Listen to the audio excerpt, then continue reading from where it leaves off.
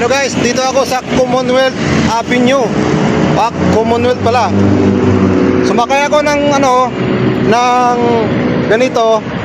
Dito lang ako, boss. Anong nangyari? Hindi ako pinasakay kasi malapit daw. So bilang Pilipino, nagko-commuter. Hindi kami pinasakay kasi malapit daw. Ngayon, kayo mag-pusga kung ano ang masasabi niyo dito. Kasi sa totoo lang, pasaherong hinahanap, hindi mamimili ng pasahero. No? Bilang commuter, dapat sana pantay-pantay tayo. Hindi yung mamimili ka ng pasahero na sasakyan mo. Diba?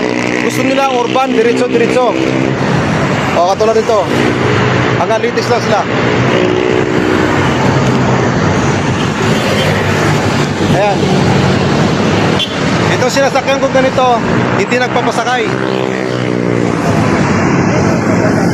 Bilang mamayang Pilipino, i-share nyo to para maraming mga kita na mga pasahero na mga commuters na taga-Commonwealth na manggagaling dito pauwi ng Bansalangin hanggang Mulabe.